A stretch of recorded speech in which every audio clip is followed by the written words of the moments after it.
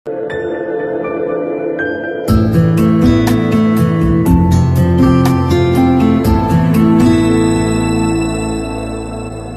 mga idol, please like, share and subscribe for more novel stories to uploads. Muling pagkabuhay, JC Entertainment. Maraming salamat sa lahat mga idol na sumusubaybay sa ating channel.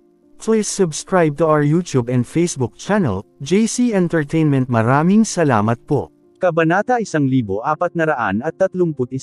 Hehe, mukhang kailangan na naman niyang Buffon ang tulong natin. Pumalaklak si Big Yellow. Tila ang maliwanag at sariwang figure na ito ay nagdadala din ng walang katapusang presyon sa kanyang likuran. Maraming kompetisyon sa imperyo, na mas mapanganib kumpara sa Evil Clan sa Evil Abyss. Ang dahilan kung bakit pinahahalagahan ni Yang Buffon ang talento at kakayahan ni Jiang Chen ay dahil alam niya na sa tulong ni Jiang Chen, magagawa niyang talunin ang kanyang mga kalaban ng walang tigil, na nagpapahintulot sa kanya na tumayo ng matatag sa imperyo. Si Jiang Chen ay lubos na naunawaan ang katotohanan ito. Dahil ito ay isang personal na kahilingan mula kay Yang Buffon, ito ay naging isang responsibilidad na hindi niya maaaring tanggihan. Ang sinumang nakaranas ng buhay at kamatayang sitwasyon kasama si Jiang Chen ay kanyang kapatid. Itinuring din niya si Yang Buffon bilang kanyang kapatid sa kanyang puso. Bukod dito, wala siyang mapupuntahan sa Eastern Profound Domain dahil kara-rating niya lang dito. Ang pagpunta sa Great Shen Empire ay magbibigay daan sa kanya na malaman ang mga nangungunang henyo ng henerasyon. Siya ay hindi kailanman natatakot sa kompetisyon. Sa halip, nagustuhan niya ang mga ito. Nagustuhan niya ang kaguluhan sa proseso. Bilang karagdagan, ito ay bahagi ng kanyang paglaki. Kaya ang pagtulong kay Yang Buffon ay katumbas din ng pagtulong sa sarili. Habang nasa daan, tumawa at nakipag-chat si matandang Bai Weng sa halip na ilagay ang kilos ng isang immortal emperor, na ginawang mas magandang impresyon si Jiang Chen sa matandang ito. Si Wu Ningzhu ay nagpapahinga sa pagoda. Ang mag-asawang ito ay matagal nang hindi nagkita. Siguradong hindi maihahambing na nasa sabik sila ngayon, ngunit hindi pa nailalabas ni Jiang Chen si Wu Ningzhu. Alam niyang kailangan ni Wu Ningzhu ng oras para gumaling, gayunpaman, hindi ito magiging madaling proseso, lalo na pagkatapos ng pinsalang natamo sa kanyang kaluluwa. Pagdating nila sa King Fan's Prefecture, doon lang makakasama ni Jiang Chen si Wu Ningzhu. Kahit na ang Great Shen Empire ay napakalayo, wala ito para kay Jiang Chen at sa kanyang mga kasama. Hindi rin nagtagal ay nakarating na sila sa kanilang destinasyon. Imperial Capital. Nasa unahan ang Imperial Capital ng Great Shen Empire. Kahit sa malayo, naramdaman nila ang kagandahan ng lugar, at ang kalangitan sa itaas ay napuno ng marangal na chi. Ang Great Shen Empire ay itinayo sa isang malawak na hanay ng bundok. Ito ay tulad ng isang napakalaking sekta. Gamulong parang bundok ang Imperial Capital. Natatakot siya na hindi bababa sa 10,000 milya ang haba nito. Bagamat ito ay kabisera lamang, ito ay mukhang isang maliit na domain. Ito ang gitnang rehiyon ng Great Shen Empire na may hugis ng isang sinungaling na dragon. Ang mga tao at mga gusali na may tuldok sa ibaba ay tila mga meridian nito, na ginagawang mayaman at maunlad ang buong imperyo. Sa Imperial Capital, mayroong mga sinaunang palasyo at kumikinang na gintong kastilyo. Ang mga puno ay matatagpuan sa lahat ng dako. May mga lumang pine tree na hindi bababa sa ilang siglo ang edad. Ang ilang mga lumang puno ng pino ay tila nagkaroon ng kamalayan. Mayroong isang gintong pagoda na patuloy na kumikinang na may gintong kinang na nakabitin sa kalangitan. May mga lumulutang na bundok na nababalot ng puting ambon sa kalangitan. Sa tuktok ng mga bundok ay mayroon ding mga sinaunang palasyo na nagpapakita ng lakas ng imperyong ito. Ang bawat nasuspine na gusali ay sinusuportahan ng spatial na puwersa ng ilang eksperto. Sa madaling salita, ang bawat lugar ay isang independenteng nilikha na spatial zone.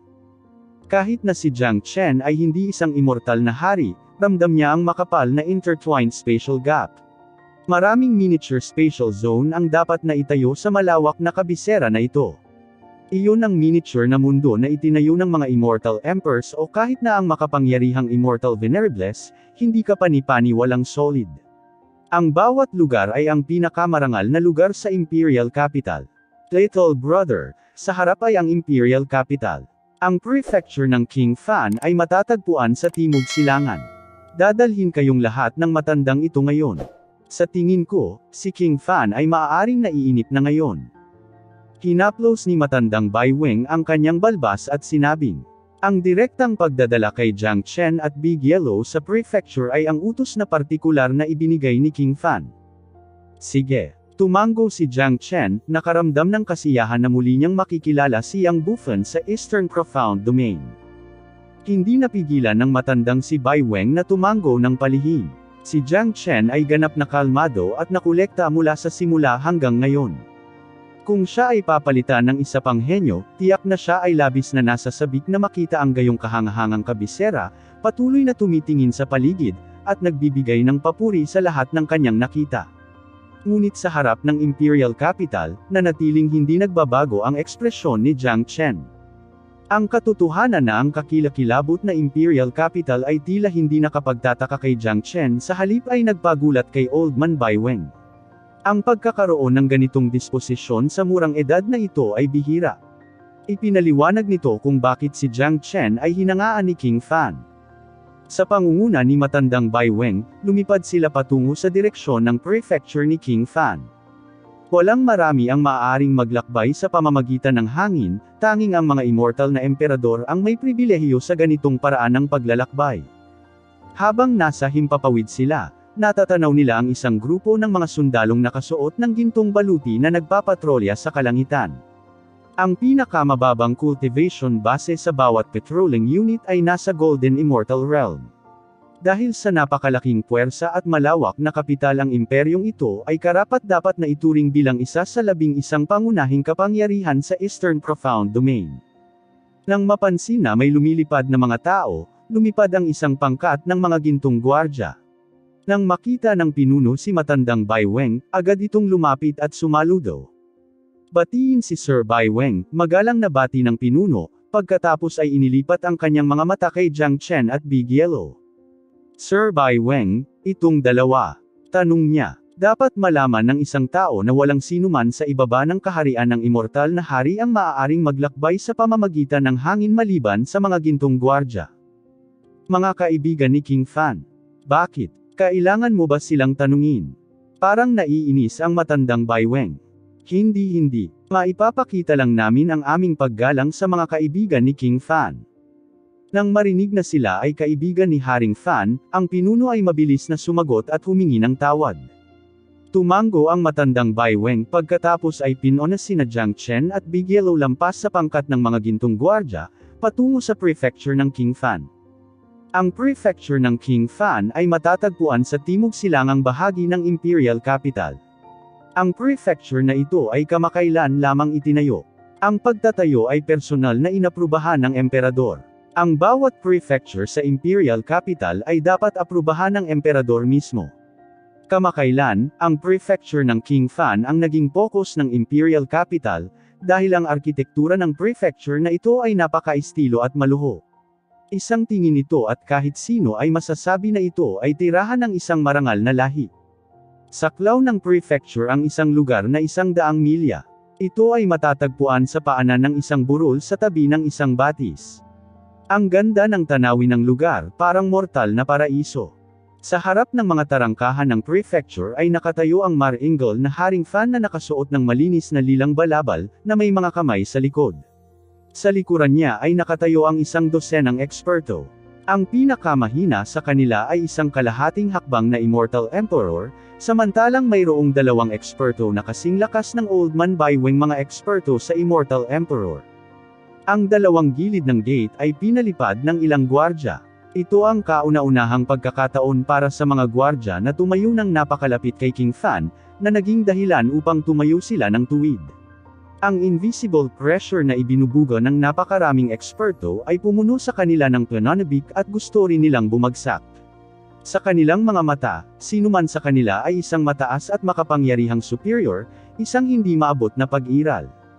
Gayunpaman, wala silang ideya kung sino ang hinihintay na sasalubungin ni King Fan. Sa buong Imperial Capital, sino ang magkakaroon ng kakayahang tumayo sa labas ng gate si King Fan at ang lahat ng matataas na pinuno ng King Fan's prefecture. Ang gayong paggamot ay ganap na hindi pa nagagawa. Sa katunayan, hindi lamang ang mga gwardya na iyon ang may malubhang pagdududa tungkol sa taong ito, kundi pati na rin ang mga eksperto na nakatayo sa likod ni King Fan. Alam lang nila na gustong makipagkilala ni King Fan sa isang kaibigan dito, ngunit walang nakakaalam kung ano ang hitsura ng kaibigan ni King Fan. Gayunpaman, walang naglakas loob na magtanong. Pupuntahan pa rin nila ang tao. Karamihan sa kanila ay nagpakita ng paghanga nang tumingin sila sa likod ni King Fan. Ang isang masipag na tao ay palaging makakakuha ng paggalang ng mga tao. Dagdag pa, si King Fan ay may napakalakas na lakas ng labanan. Bagamat isa lamang siyang kalahating hakbang na Immortal Emperor, walang ordinaryong maagang Immortal Emperor ang katapat niya. Ang dalawang eksperto sa Immortal Emperor ay lubos na naunawaan ito, kasama na si Old Man Bai Weng. Tatlong silhouette ang lumitaw sa kalangitan sa itaas ng prefecture, pagkatapos ay dahan-daang lumapag. Ang paglitaw ng dalawang lalaki at isang aso ay agad na nakakuha ng atensyon ng lahat. Natural na alam nila kung sino si matandang Bai Weng. Kaya't ang kanilang mga mata ay nahulog kay Jiang Chen at Big Yellow, ngunit nang matuklasan nila na si Jiang Chen ay isa lamang Golden Immortal Expert, ang pagkabigo ay nakita sa kanilang mga mata. Sa kabila ng kanilang pag-aatubili, alam nila na ang nakaputing kabataang ito ay marahil ang taong gustong tanggapin ni King Fan. Haha, kuya, bumalik ka na. Matagal ka nang hinihintay ni kuya. Isang ngiti ang ipinakita ni King Fan nang makita si Jiang Chen. Mula nang bumalik siya sa Great Shen Empire, ito ang unang pagkakataon niyang tumawa ng walang pigil. Nakangiti lang siya sa sandaling nakilala niya si Jiang Chen. Parehong iniunat ni Yang Bufen at Jiang Chen ang kanilang mga braso at may yakap sa oso. Ang eksena ay nagulat sa lahat ng nasa eksena. Maging ang mga Immortal Emperors ay nakanganga sa kanilang nakikita, hindi sila nang ahas na maniwala na ito ay totoo. Sino itong batang ito? Paano magiging napakalapit ng isang maliit na Golden Immortal kay King Fan? Ito ang karaniwang tanong na lumalabas sa ulo ng lahat. Nararamdaman nilang lahat na si King Fan ay tunay na natuwa sa sandaling ito. At least, matagal na nilang hindi nakita si King Fan na tumawa ng ganoon kalaya. At ang katotohanang kaya niyang yakapin ang kabataan nang hindi isinasaalang-alang ang kanyang pagkakakilanlan ay nagpakita kung gaano siya kahalaga sa binatang ito. Sinuri ni Yang Bufen si Jiang Chen ng maigi. Sa kabila ng kanyang paghahanda sa pag-iisip, nabigla pa rin siya sa pag-unlad ni Jiang Chen. Kuya, ang iyong pagsulong ay masyadong hindi katanggap-tanggap. Tinapik ni Yang Bufen ang balikat ni Jiang Chen. Bagamat nabigla siya, hindi naman siya masyadong nagulat dito. Pagkatapos ng lahat, nasaksihan niya ang talento ni Jiang Chen. Ang taong ito ay isang himala sa kanyang sarili, isang napakalaking henyo na libu-libong hinahangaan niya. Ang pag-unlad ni Brother Yang ay parehong nakakagulat. Sabi ni Jiang Chen. Ito ay hindi isang mapagpanggap na komento o isang pambabala. Ang katotohanan na si Yang Bufen ay maaaring sumulong sa kalahating hakbang na Immortal Emperor ng napakabilis ay talagang nagulat sa kanya. Kung tutuusin, hindi naging madali ang pagsulong mula sa isang yumaong Immortal King tungo sa isang kalahating hakbang na Immortal Emperor. King Fan, ang little brother na ito.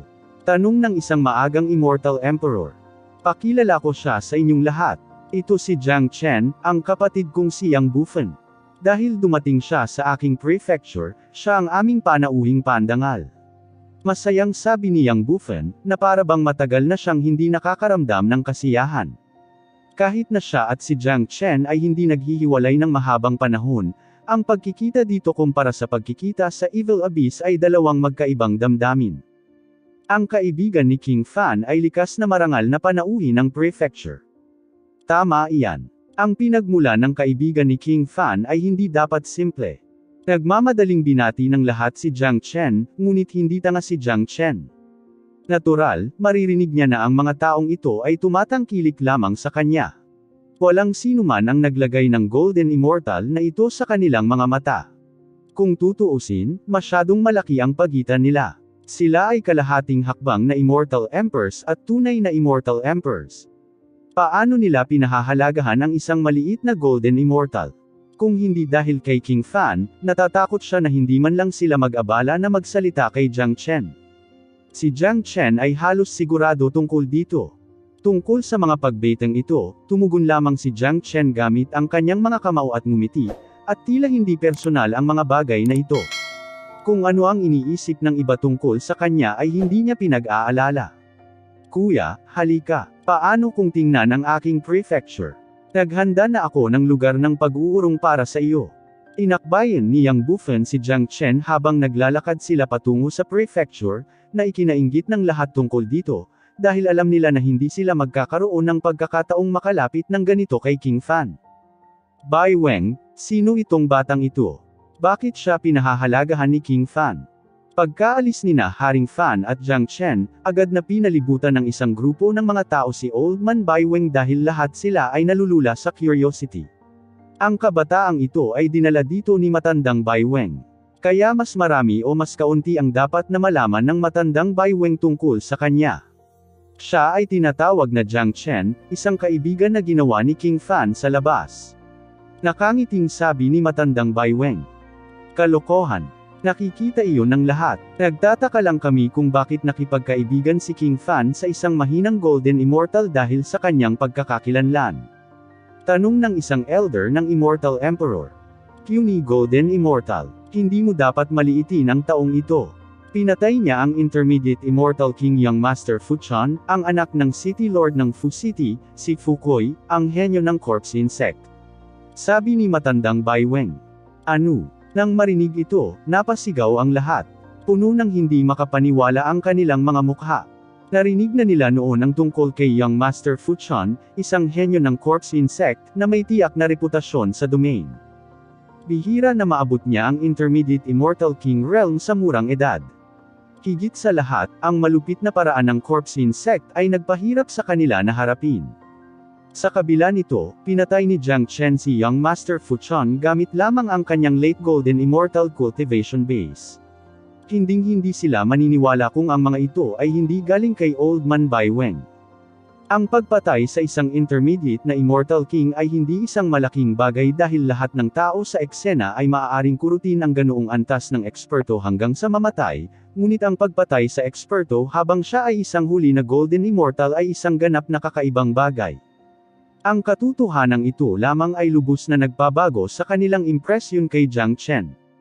Hindi na nila maaaring maliitin si Jiang Chen. Ang gayong talento na lumalaban sa langit ay tiyak na magkakaroon ng hindi matatawaran na mga tagumpay sa hinaharap. Kasabay nito, nagsimula silang maunawaan kung bakit binigyang halaga ni King Fan ang Golden Immortal na ito. Sa pagsasalita, ang kabataang ito ay isang stock na may napakalaking potensyal. Gusto mo bang malaman ang kwento ni King Fan sa Evil Abyss? Hinaplos ni matandang Bai Weng ang kanyang balbas habang nagsasalita. Alam mo ang tungkol dito. Parang biglang interesado ang lahat. Matagal na nilang gustong malaman ang tungkol sa kwento ni King Fan sa Evil Abyss. Nang marinig na kahit ang matandang Bai Weng ay alam ito, malamang na narinig niya ito mula kay Jiang Chen. Siyempre, ang pagsikat ni King Fan ay hindi aksidente. Makikita mo lahat, ang kinabukasan ng Fan King ay nakatadhana na maging Kat-Anji tanging. Sinabi ni matandang Bai Weng ang lahat ng narinig niya mula kay Jiang Chen sa lahat, ngunit dahil ang matandang lalaki ang nagkukwento ngayon, tiyak na hindi niya palalampasin ang pagkakataong palakihin ito. Matapos pakinggan ang kwento ni Yang Bufen sa Evil Abyss na ikinwento ni Old Man Bai Weng, tumugon ang publiko tulad ng ginawa ni Old Man Bai Weng noong una niyang narinig ito. Bukod sa pagkagulat, mayroon ding malalim na paggalang. Naniniwala sila na walang makakaabot sa lawak ni King Fan kahit nabigyan ng tao ng katulad na kapaligiran at sitwasyon. Pareho sila ng paniniwala ni Old Man Bai Weng, na naniniwalang si King Fan ay nakatakdang bumangon, at ang pagtaas ng ganoong figure ay tiyak na hindi aksidente. Kung ikukumpara sa mga henyong iyon na labis na nag-e-enjoy sa kanilang sarili, si Yang Bufen ay isang tunay na henyo. Magiging matatag lamang ang isang tao pagkatapos makaranas ng maraming insidente. Ang dekada na ginugol sa Evil Abyss ay ang oras na ginamit ni Yang Bufen upang makaipon ng karanasan at paglilinang. Iyon ang kanyang turning point at nakatakdang maging karanasan na magagamit niya para malampasan ang iba pang mga henyo. Ang kapaligiran sa prefecture ay kaakit-akit. Ang Heavens and Earth Immortal Chi ng lugar na ito ay napakayaman. Ang paghahambing ng kayamanang ito sa one-line sky ay hindi maisip. Ito ay isang mahalagang cultivation place, at sa ilalim mismo ng lugar na ito ay ang Dragon Mountain Range. Hinding-hindi mawawala ang sigla ng isa habang nananatili sa lugar na ito. Naghanda si Yang Bufen ng isang walang katulad na tahimik na patio na may hardin na nakapalibot dito para kay Jiang Chen. Napakaganda ng kapaligiran. Ipinakita nito kung gaano kalaki ang pagsisikap na ginawa ni Yang Bufen para salubungin ang pagdating ng kanyang kapatid. Kontento ka na ba sa lugar na ito, kuya? Nakangiting tanong ni Yang Bufen. Hindi masama. Gusto ito ni Master Dog. Consider ko ito bilang ikaw, brat, still treating us well. Tumugon si Big Yellow bago makapagsalita si Jiang Chen, at tinawag niya si King Fan na brat, talagang hindi siya tinuturing na tagalabas. Natatakot siya na si Big Yellow lang ang may ganoong katapangan. Hindi pinansin ni na Jiang Chen at Yang Bufen ang Big Yellow at masayang nag-uusap. Hindi nila itinaas ang usapin ng pagkamatay ni Young Master Fu Chun, ngunit alam ni Jiang Chen na malamang na nakuha na ni Yang Bufen ang balita mula kay Old Man Bai Weng. Ang dahilan kung bakit hindi ito pinag-usapan ni Jiang Chen ay dahil hindi niya inilagay ang alinman sa fukoy o corpse insect sa kanyang mga mata. Pareho rin ang dahilan ni Yang Bufen sa hindi pagbanggit sa bagay na iyon. Bilang King Fan ng Great Shen Empire, walang sino man ang nang-ahas na saktan siya, at si Fu Chun ay napatay pa rin. Higit pa rito, si King Fan ay isang lalaking nakakaintindi ng mabuti kay Jiang Chen. Sa sandaling nagalit si Jiang Chen, walang sino man ang hindi maglakas loob na patayin ni Jiang Chen. At naniniwala siya na kung hindi dahil sa pagpapagalit ni Young Master Fu Chun kay Jiang Chen, tiyak na hindi gagawa ng desisyon si Jiang Chen na pumatay. Brother Yang, hayaan mo akong magpakilala ng isang mahalagang tao sa iyo, sabi ni Jiang Chen. Oh. Nagulat si Yang Bufen, dahil tanging si Jiang Chen at Big Yellow ang nasa eksena. Kaya hindi na kailangan para kay Jiang Chen na ipakilala sa kanya si Big Yellow dahil kilalang kilala na niya ang asong ito. Ate Ning, pwede ka nang lumabas. Umiti si Jiang Chen at nakaramdam siya ng kaligayahan habang tinatawag niya ang pangalan. Ang hindi nakikitang pinto ng pagoda ay binuksan, at kakaibang lumitaw si Wu Ningzhu sa tabi mismo ni Jiang Chen. Jiang Chen. Nakatayo sa tabi ni Jiang Chen, hindi na makontrol ni Wu Ningzhu ang kanyang emosyon. Medyo namula ang gilid ng mga mata niya. Siya ay dating isang santo na babae, ang malamig na babae na may kahangahangang kagandahan na maaari lamang matuno sa harap ni Jiang Chen. Hindi niya pinansin ang kanyang imahe at dumiretso sa dibdib ni Jiang Chen. Nakaramdam ng kirot si Jiang Chen. Ang kanyang palad ay marahang tinapik ang likod ni Wu Ningzhu. Alam niyang marami itong pinaghirapan noon. Ate Ning, okay na. Napatay ko na ang hamak na yon. Sa presensya ko, hindi ka na maghihirap pa. Ang boses ni Jiang Chen ay nakapapawing pagod, na nagpaparamdam sa kanya ng matinding seguridad. Siya ang lalaking laging makapagbibigay ng call-iwan sa isang tao. Nang makita si Wu Ningzhu, ang mga mata ni Yang Bufen ay hindi maiwasang kuminang, ang gayong walang katulad na kagandahan ay napakabihirang. Si Wu Ningzhu ay nakapunta sa malalaking okasyon. Kaya't napaayos niya ang sarili pagkatapos ng pansamantalang pagkasira at iniwan ang braso ni Jiang Chen, mabilis na nanembalik ang kanyang malamig at tahimik na hitsura. Ate Ning, magpapakilala ako sa iyo. Ito si King Fan, ang prinsipe ng Great Shen Empire, sabi ni Jiang Chen. Batiin si King Fan. Yumuko si Wu Ningzhu. Hindi na kailangang maging magalang. Casual na kumaway si Yang Bufen. Hindi siya tanga. Paanong hindi niya mapapansin ang espesyal na relasyon ni na Jiang Chen at Wu Ningzhu? Brother Yang, ito si Wu Ningzhu, siya ay asawa ko. Hinawakan ni Jiang Chen ang mga kamay ni Wu Ningzhu at sinabing asawa niya ito sa unang pagkakataon sa harap ng isang tao. Naramdaman niya ang pangangailangang bigyan siya ng titulo. Nang marinig ni Jiang Chen na tinatawag siyang asawa, hindi naiwasang mamula ang mukha nito. Pagkatapos ng lahat, ito ang kanyang unang pagkakataon. Kaya lohikal lamang na nakaramdam siya ng hiya tungkol dito. Haha, kapatid, napakapalad mong magkaroon ng ganoong asawa. Masayang tumawa si Yang Bufen. Brother Yang, ang kaluluwa ni Sister Ning ay dumanas ng matinding pinsala. Tutulungan ko siyang mapabilis ang kanyang paggaling. Ang paraan ng corpse insect ay pagkatapos ng lahat ay masyadong mapanlinlang. Natatakot ako na ang anumang pagkaantala ay magdulot ng ilang hindi maibabalik na epekto, sabi ni Jiang Chen na nakakunot ang noo. Ang pag-iisip tungkol dito ay naging sanhi ng kanyang mga mata na nagningning ng malamig na liwanag. Sa kabutihang palad, napatay na niya si Fu Chan, na nakatulong sa kanya na mailabas ang malaking bahagi ng kanyang galit. Sa pakikinig sa sinabi ni Jiang Chen, nalaman kaagad ni Yang Bufan ang dahilan ng bagay. Dapat ay si Fu Chan ang nagpuntirya kay Wu Ningzhou, at iyon ay lubos na nagpagalit kay Jiang Chen. Parang hindi dahil sa in-fairness ang pagkamatay ni Young Master Fu Chan. Sa sandaling hinawakan niya ang reverse scale ng dragon, nakatadhana siyang mapahamak ng malungkot. Napakagaling. Kung ganoon, hindi na kita iistorbahin. Tsaka dapat magpahinga ng maayos si Kuya pagkatapos ng mahabang paglalakbay. By the way, narito ang isang soul nourishing pill. Isa itong mataas na grade na Yang Soul Transformation Pill, isang magandang lunas para sa pagpapagaling ng kaluluwa. Uminom si Yang Bufan ng tableta. Ito ay isang gintong tableta. Ang nakakapreskong halimuyak na nagmula rito ay nagbigay sa mga tao ng espiritual na sensasyon ng pag-akyat. Isa itong Emperor Grade Pill na kasing halaga ng isang lungsod. Sa kabila nito, binigay ito ni Yang Bufan ng casual. Salamat, Kuya Yang. Tinanggap ni Jiang Chen ang Pildorus, nakaramdam ng labis na pagkaantig. Siya mismo ay isa ring alchemist. Alam na alam niya ang kahalagahan ng tabletang ito. Ang mga pil na gumamot sa kaluluwa ng isang tao ay napakabihirang na sa heavens and earth, lalo pa itong Emperor Grade Pill. Ang gayong tableta ay tiyak na hindi mabibili pagdating sa pagpapahalaga. Alam niya na si Yang Bufan ay isang prangka na tao. Kaya hindi siya masyadong magalang sa kanya. Pagkatapos ng lahat, dahil sa kondisyon ni Wu Ningzhou, kailangan niya itong Yang Soul Transformation Pill. Kung tungkol sa kabaitan ni Yang Bufan, naaalala lamang niya ito sa kanyang puso.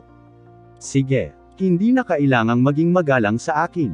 Maghintay hanggang matapos ka sa Ningzhou, pagkatapos ay halika at hanapin ako, at tulungan ang kuya mong malaman ang tungkol sa King Conferring Ceremony. Tinapik ni Yang Bufan ang balikat ni Ning Fan, pagkatapos ay tumalikod at umalis. Hindi masama ang batang iyon. Tumango si Big Yellow. Napakasarap sa pakiramdam niya na kaibiganin ang isang tulad ni Yang Bufan. Hindi madaling maging prinsipe. Sana matulungan natin siya. Si Jiang Chen ay tumingin sa kumukupas na likod ni Yang Bufan at malinaw na sinabi. Bagamat kakaunti lang ang pagkakaintindi niya tungkol sa usapin ng Great Shen Empire, nahulaan na niya ang kasalukuyang sitwasyon ni Yang Bufan. Isinasantabi ang lahat, natakot siya na ang usapin ng King Conferring Ceremony lamang ay hindi magiging maayos. Ang pagsasalita tungkol sa talento, ang talento ni Wu Ningzhou ay medyo nakakatakot dahil narating na niya ang maagang Golden Immortal Realm nang umakyat siya sa Immortal World.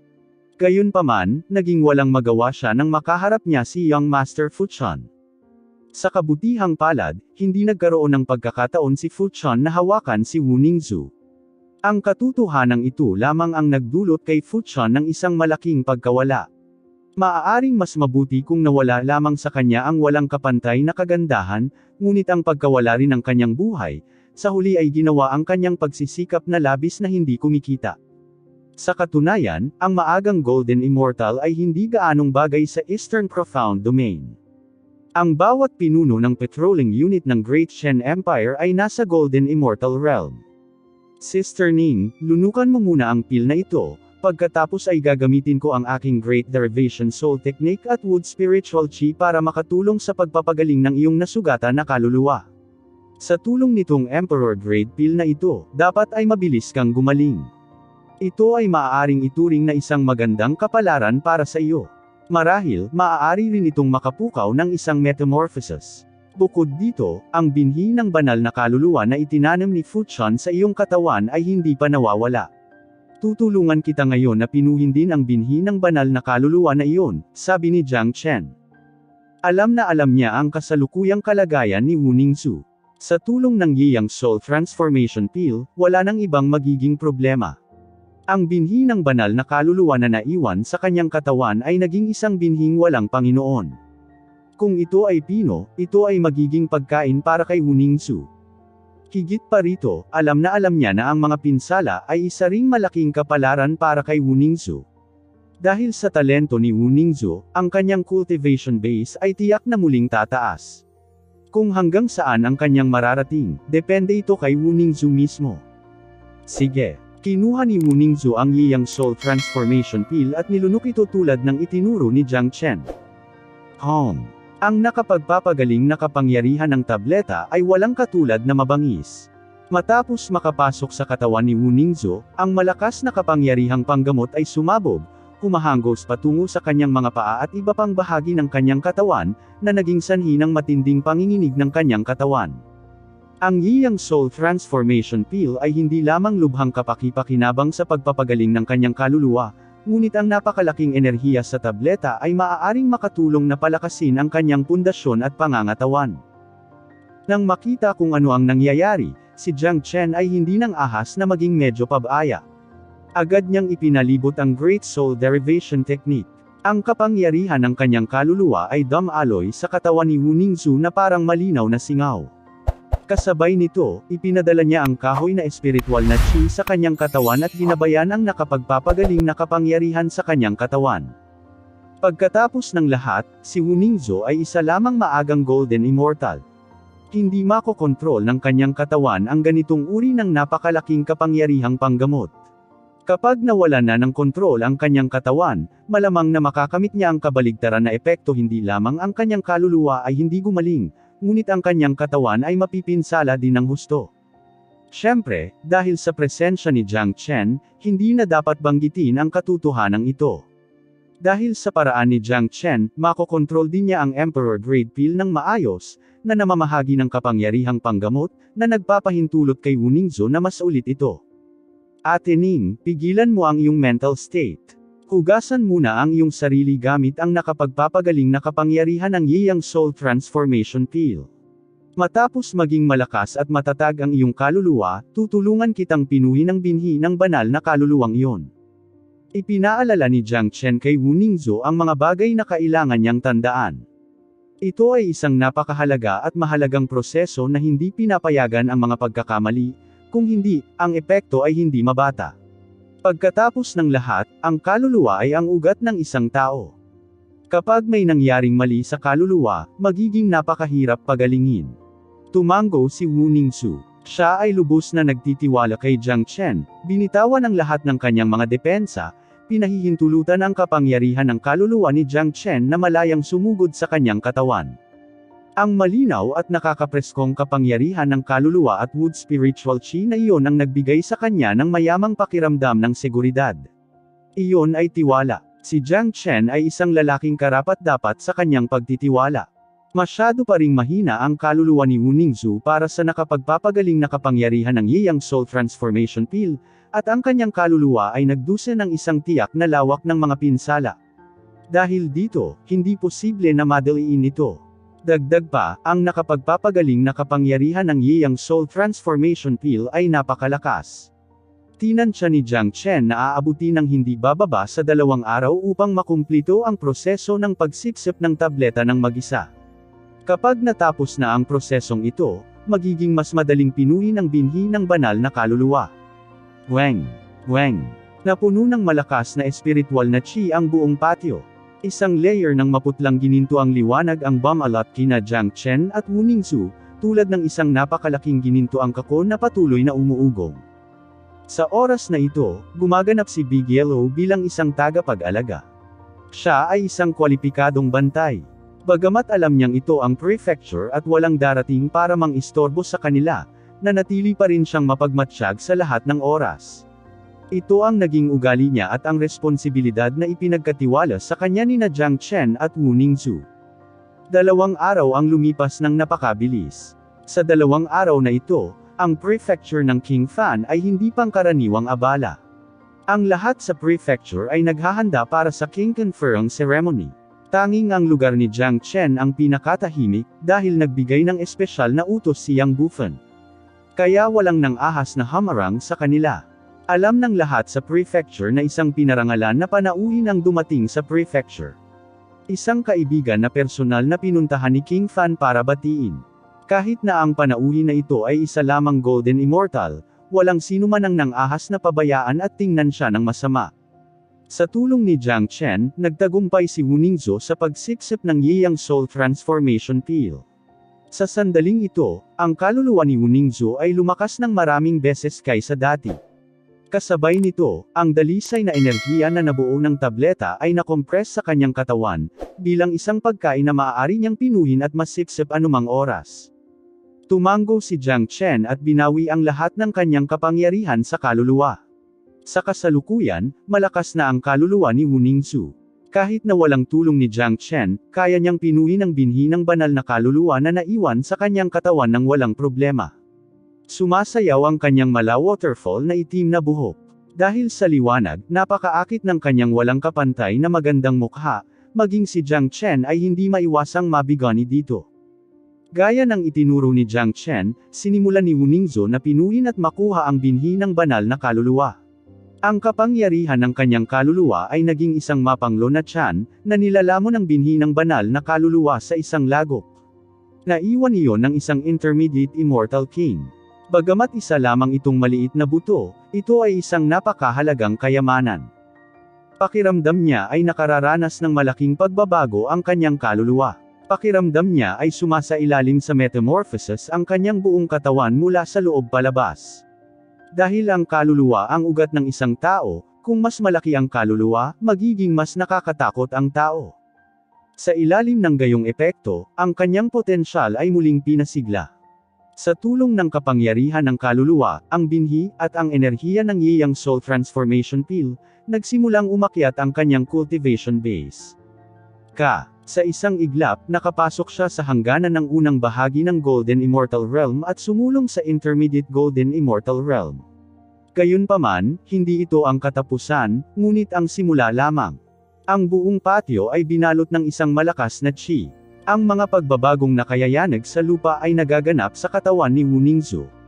Ang pagbabago ay hindi lamang ang pagpapabuti sa kanyang cultivation base, kundi pati na rin ang isang metamorphosis sa kanyang ugat.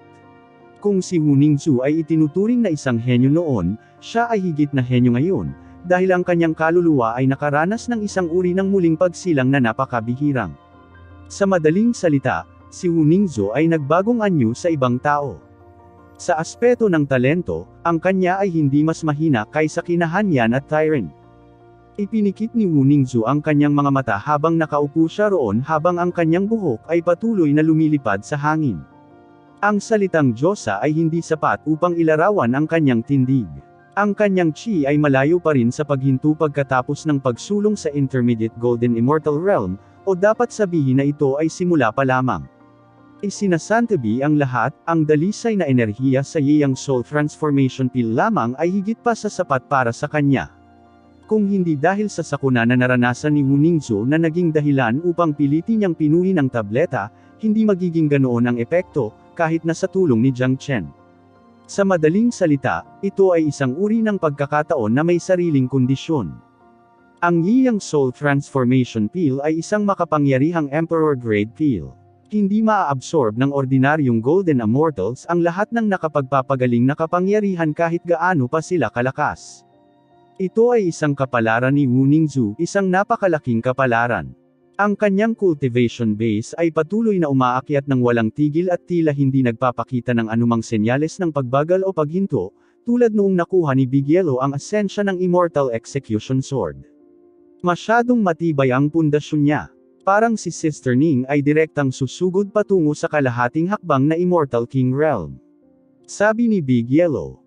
Hindi naman isang magandang bagay na masira ang napakaraming larangan ng sabay-sabay, ngunit mayroon akong paraan para mabawi iyon. Umiti si Jiang Chen at ibinaling ang kanyang palad, ipinakita ang isang malaking mangkok ng dugong santo ni Qilin. Sa bagay na ito, kahit na umakyat si Sister Ning sa kalahating hakbang na Immortal King Realm, ang kanyang pundasyon ay mananatiling sapat na matatag. Nang kunin ni Jiang Chen ang mangkok ng dugong santo, ang halimaw na nasa loob ng pagoda ay nagsumpa. Ang Fire Qilin ay hindi man lang makahanap ng lugar na mapagtatagwan at umiiyak ngayon. Bukod dito, hindi lalabas ang mga luha kahit umiiyak siya. Paano magiging hindi makatao ang mga taong ito?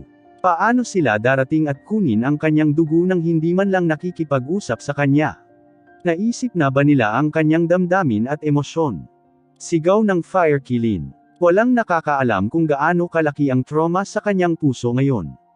Kung ang ganitong eksena ay makikita ng isang tagalabas, natatakot siya na ito ay maging sanhi ng pag-ikot ng mga mata ng tao na parang baliw.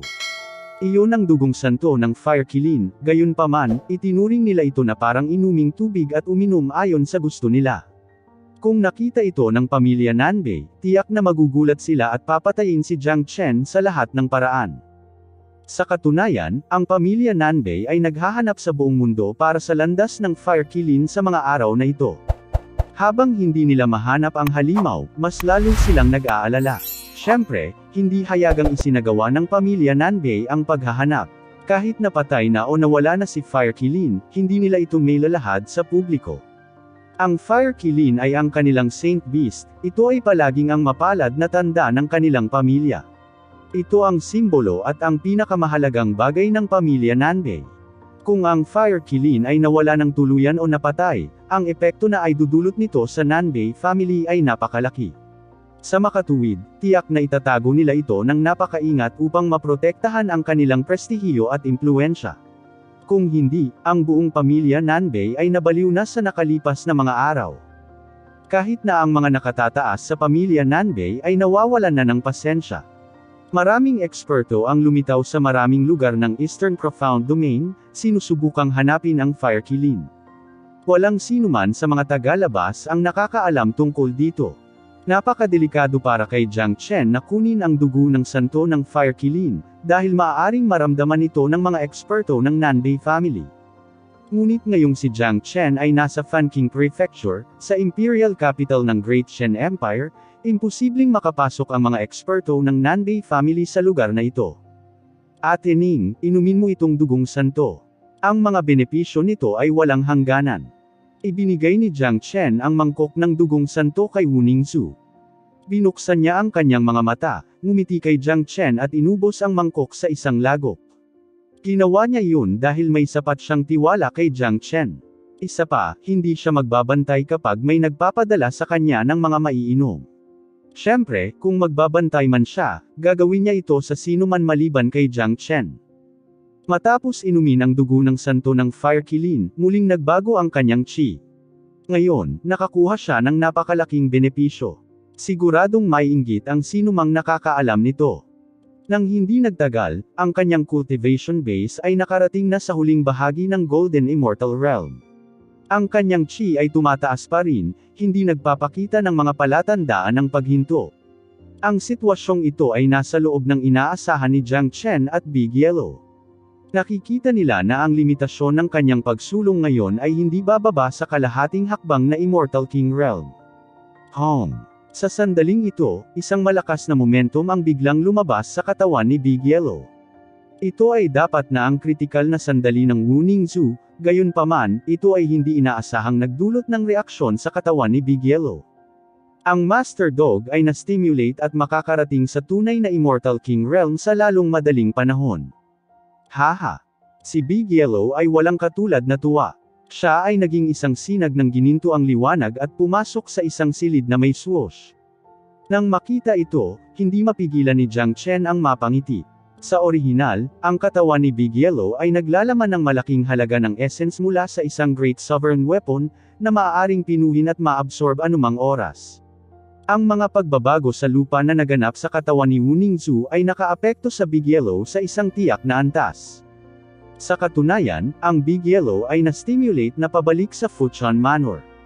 Bagamat si Jiang Chen ay isang late Golden Immortal lamang, madali niyang napatay ang isang Intermediate Immortal King kahit na hindi ginagamit ang kanyang dragon form. Ang lakas ni Big Yellow ay hindi kasing husay ni Jiang Chen sa kabila ng kanyang kalahating hakbang na Immortal King cultivation base. Higit pa rito, ang pag-unlad ni Wu Ningzhu ay muling nagpasigla sa kanya, na humihimok sa kanya na makapasok sa totoong Immortal King Realm. Ang Immortal King Realm ay hindi madaling lampasan.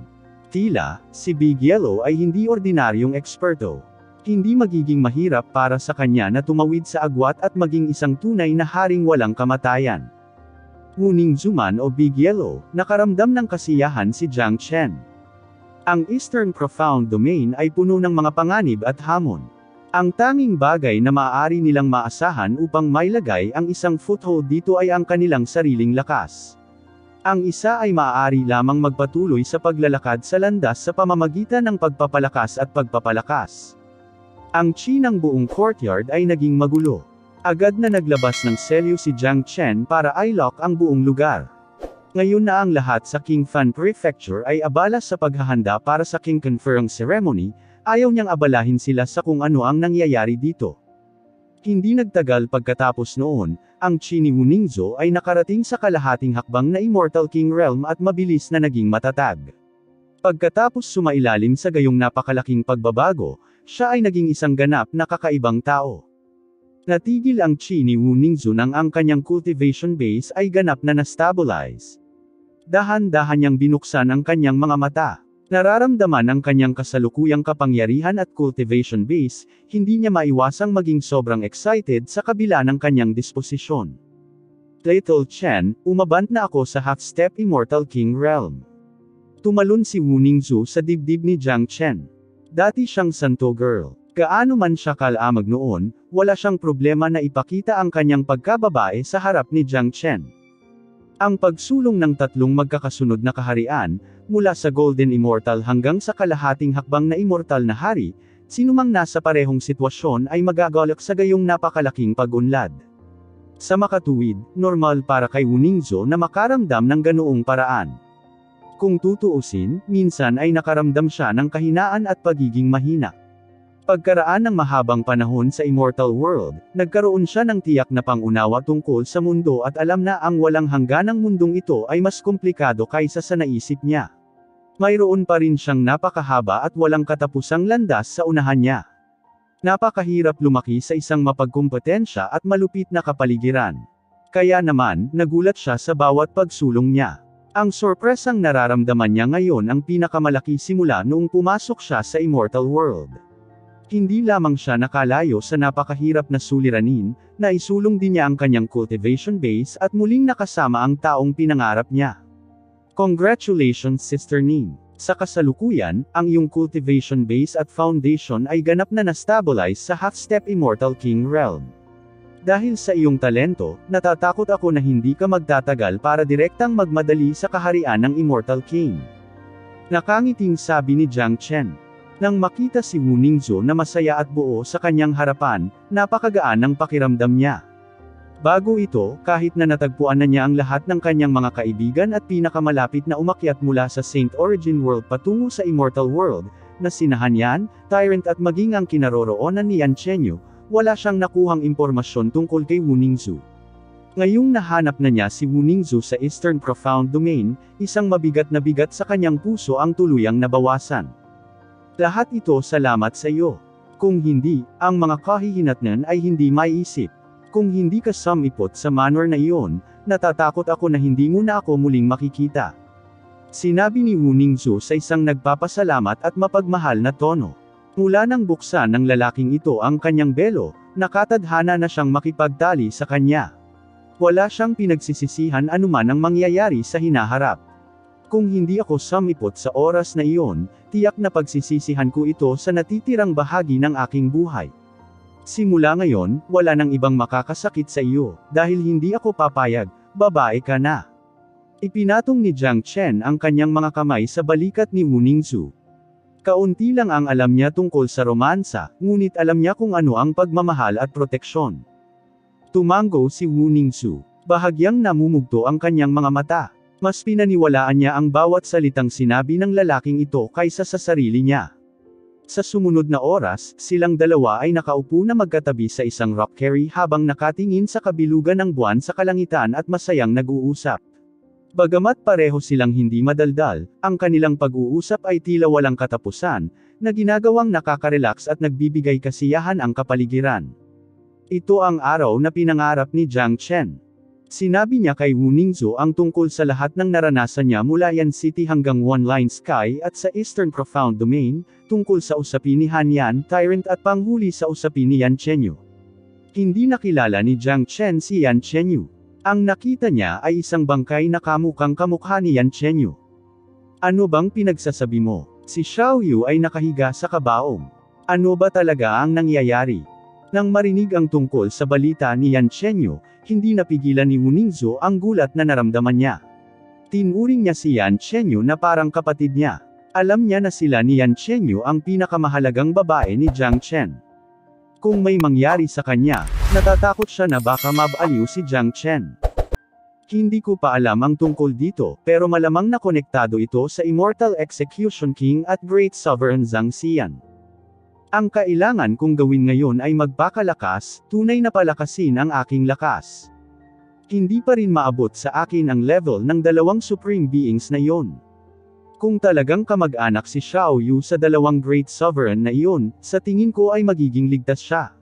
Isang araw, kung maabot ko ang kaharian na iyon, natural kong malalaman kung ano ang nasa likod nito. Sa sandaling ito, ako man o ikaw, ay walang magagawa tungkol dito, dahil ang antas na iyon ay napakalayo sa kung nasaan tayo ngayon. Umiling si Jiang Chen at bumantong hininga. Bumalik sa Saint Origin World, siya ang matandang ninuno, ang pinakamataas na nilalang ng langit at lupa, at walang bagay na hindi niya alam, ngunit pagkarating sa immortal na mundo, nagbago ang lahat. Siya ay isang bagong-bagong baguhan sa mundong ito at ang Great Sovereign Realm ay napakalayo. Gayunpaman, malaki pa rin ang tiwala niya sa kanyang sarili. Dahil sa kanyang kakayahan, naniwala siyang maaabot niya ang antas na iyon sa madaling panahon. Kaya niyang tumayo sa tugatog ng lahat ng nilalang pabalik sa Sun Origin World, at sa mundong ito, gagawin niya rin iyon. Sa kanyang subconscious mind, walang mga salitang no, o impossible. Hindi ko talaga akalain na si Xiao Yu ay magkakamag-anak sa dalawang dakilang soberano. Sa anumang kaso, umaasa lang ako na magiging ligtas at maayos si Xiao Yu. Sinabi ni Wuningzo ang salita para aliwin ang sarili. Hindi may kakaila na nag-aalala siya kay Xiao Yu. Huwag kang mag-alala, hahanapin ko si Xiao Yu sooner or later. Ang Great Sovereign ay hindi isang malaking bagay. Minsan kami ay nasa tuktok sa Saint Origin World. Magagawa natin ang parehong sa Immortal World, at sandali na lang. Gusto ko ang proseso at inaasahan ko ito. Ang tono ni Jiang Chen ay walang katulad na tiwala.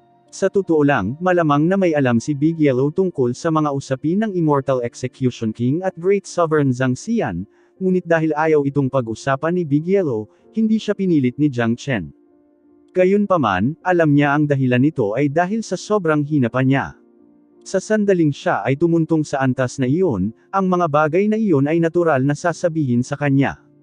Ruar. Sa oras na ito, isang dagandong na nanginginig sa lupa ang lumabas sa silid. Isang sinag ng gininto ang liwanag na haligi ang bumungad sa langit na tumaob sa rooftop. Isang malaking gintong liwanag ang dumiretso sa kalangitan, na nagpapaliwanag sa madilim na kalangitan. Sa kalangitan, lumitaw ang isang malabo na imahe ng isang heavenly horse, nagniningning ng hindi mauubos na kinang, mukhang napaka-mistika.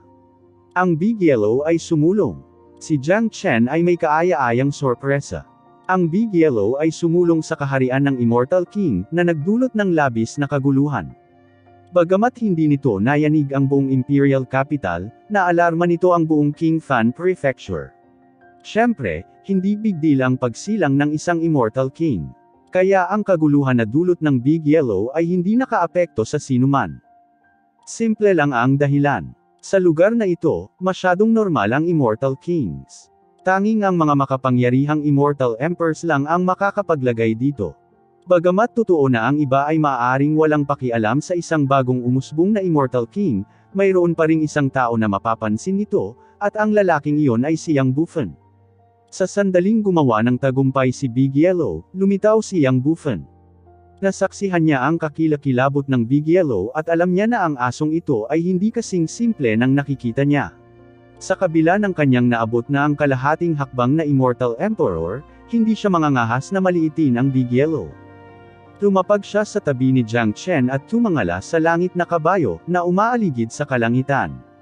Iyon ay ang Mystical Dragon Horse. Puno ng kaliskis ng gintong dragon ang katawan ni Big Yellow. Ang Dragon Horse na ito ay mukhang napakatapang at nagtataglay ng walang katulad na marangal na linya ng dugo. Itinaas niya ang kanyang ulo sa langit, na ipinakita ang kanyang ipinagmamalaki na panig. Napakalakas ng chi ng banal na hayop. Ito ang sinaunang makalangit na kabayo, isang makapangyarihang banal na hayop na maaaring lumipad sa kalangitan. Alam ko na ang Big Yellow ay hindi ordinaryong individual, ngunit hindi ko naisip na siya ay talagang isang pambihirang sinaunang Divine Beast na may kumpletong Divine Beast bloodline. Walang sinuman ang makasusukat ng kanyang mga tagumpay sa hinaharap. Pinuri niyang Buffen si Big Yellow. Walang maglalakas loob na pagdudahan ang potensyal ng isang banal na hayop.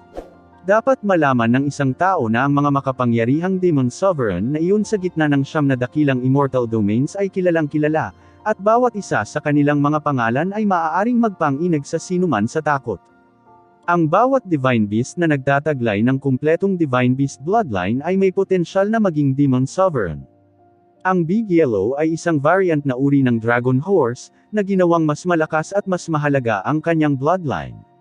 Walang sinuman ang magdududa na maaari siyang maging Demon Sovereign ng henerasyon balang araw. Napakabilis, nagpasya si Big Yellow na manatiling low profile at binawi ang kanyang momentum. Bukod dito, napagtanto din niya na ang isang Immortal King ay hindi malaking bagay sa King Fan Prefecture. Ang lugar na kinaroroonan nila ngayon ay isa sa mga pinakahinahangad na lugar. Itinuturing itong sentrong rehiyon ng Eastern Profound Domain, na talagang hindi maihahambing sa mga miniature na lungsod, tulad ng Fu City. Ang makapangyarihang mga eksperto ay matatagpuan sa lahat ng dako dito, lalo na sa Imperial Capital. Maaaring mayroon ding Supreme Immortal Venerables dito. Ang Mighty Immortal Venerables ay nasa ibaba lamang ng Great Sovereign, gayunpaman, libu-libong mga eksperto ang nasa ilalim pa rin nila, na ginawa silang mga superior expert sa Immortal World. Hindi nagtagal ay lumabas si Big Yellow sa kanyang silid. Bagamat naka-advance na siya sa Immortal King Realm, ang kanyang hitsura ay tila walang pagbabago, katulad pa rin ng dati. Kung hindi dahil sa imahe ng makalangit na dragon na ipininta niya sa langit ngayon, kahit na siyang Buffen ay hindi may ugnay sa kanya sa Divine Beast Dragon Horse. Haha! Congratulations sa pag-advance sa Immortal King Realm, Dog Brother. Umiti siyang Buffen. Bago ito, siya ay kumikilos lamang ng magalang kay Big Yellow dahil kay Jiang Chen, ngunit pagkatapos malaman na ang Big Yellow ay may Divine Beast bloodline, ang kanyang saloobin kay Big Yellow ay nagbago at naging natural na magalang. Sa Immortal World, hindi lang siyang Buffen ang gustong makipagkaibigan sa isang pambihirang Divine Beast. Ang kumpletong Divine Beast bloodline ni Big Yellow ay sapat na para makakuha siya ng walang kapantay na posisyon. Dapat malaman ng isang tao na ang mga Divine Beast ay napakabihirang maging sa Immortal World. Hindi lang siyang Buffen, maging ang Emperor ng Great Shen Empire at Immortal Venerables ay hindi maglalakas loob na tingnan ang isang banal na hayop. Immortal King lang yan. Ano ang big deal nito? Inilibot ni Big Yellow ang kanyang mga mata at casual na sinabi. Umiti siyang Buffen, hindi pinansin ang sagot ni Big Yellow, pagkatapos ay inilipat ang kanyang tingin kay Jiang Chen at Wu Ningzu. Ang kanyang mga mata ay napuno ng hindi maitagong pagkagulat nang makita niya ang kalagayan ni Wu Ningzu. Malinaw niyang naalala na siya ay isa pa ring maagang Golden Immortal 2 araw na ang nakakaraan. Ibig sabihin, 2 araw lang ang inabot niya para marating ang kalahating hakbang na Immortal King Realm. Hindi siya maniniwala kung hindi niya ito nakita ng sarili niyang mga mata. Naunawaan niya na ang kanyang Yang Soul Transformation Peel ay hindi lamang ang kadahilanan. Ito rin ay dapat na likas na talento ni Wu Ningzu. Kung siya ay papalitan ng isang ordinaryong tao, hinding-hindi siya magkakaroon ng ganoong kalaking pag-unlad kahit nabigyan siya ng Venerable Grade Peel. Natatakot pa siya na hindi man lang ma-absorb ng tao ang medicinal power ng peel. Mukhang palaging may mga pambihirang henyo sa paligid ng hindi pangkaraniwang henyo, komento ni Yang Buffen. Totoo ang sinabi niya. Matagal na niyang alam ang tungkol sa talento ni Jiang Chen. Hindi maitatanggi ng sinumang nakakakilala kay Jiang Chen ang katotohanan ito. Bukod doon, ang mga henyong iyon na lumitaw sa tabi niya ay mas dakila kaysa sa iba at maaaring ilarawan bilang napakapangit. Big Yellow man ito, o ang monghe na lumitaw sa Evil Abyss, o ang kasalukuyang Wu Ningzu, bawat isa sa kanila ay pinagkalooban ng abnormal na talento. Brother Yang, nabalitaan ko na ito ay magiging King Conferring Ceremony pagkatapos ng 10 araw. Iniisip ko kung paano ang paghahanda. Sabi ni Jiang Chen, mukhang interesado sa engranding seremonyang ito. Walang gaanong dapat ihanda, ngunit tiyak nakakatok sa ating mga pintuan ang mga problema sa araw na iyon. Kapatid, maaaring hindi mo alam ang tungkol sa Imperial Capital. Ito ay mas komplikado kaysa sa iyong naisip. Umiling si Yang Bufan at sinabi, "Sa mata ko, ang makakatagal sa alon at unos lang ang huling tumawa." Iniwan na ni Brother Yang ang lahat sa taong iyon at nakipagsapalaran sa isang lugar na parang impyerno, tulad ng Evil Abyss. Ang gayong paghahangad ay hindi maihahambing sa alinman sa mga prinsipe, sabi ni Jiang Chen. Sinabi niya ito na hindi para ibutlak si Yang Bufan, dahil hindi pa siya nagbutlak ng sinuman. Nagsasabi lang siya ng totoo. Bukod dito, bago nakilala si Yang Bufan, wala siyang paghanga at paggalang kay Yang Bufan. Kung sa bagay, ayoko ng ganoong imperial life. Ang dahilan kung bakit ako umalis sa taong iyon ay dahil pagod ako sa away ng aking mga kapatid. Makakakita ka lamang ng panlilinlang dito at walang pagkakamag-anak, gayunpaman ang lugar na ito ay kung tutuusin, ang aking ugat. Kailangan kong bumalik dito sa huli. Hinding-hindi ko maiiwasan ang lahat ng nangyayari dito. Kaya, kailangan ko pa rin itong pagdaanan sa kabila ng panloloko. Napabuntong hininga si Yang Bufan, ngunit hindi mahirap matukoy mula sa kanyang tono na siya ay nagmature ng husto. Ang kanyang mga kilos lamang ay nagpakita ng matinding kalmado. Ito marahil ang pagkakaiba niya sa iba pang mga prinsipe. Walang masama sa panlilinlang. Ang immortal world ay isang mundo ng panlilinlang sa sarili. At sa pamamagitan lamang ng patuloy na pakikipaglaban ay maaaring humantong sa patuloy na paglaki ng isang tao. Naglakas loob ka pang saktan ang buong Evil Clan, kaya ano ang dapat katakutin sa Imperial Capital na ito? Umiti si Jiang Chen.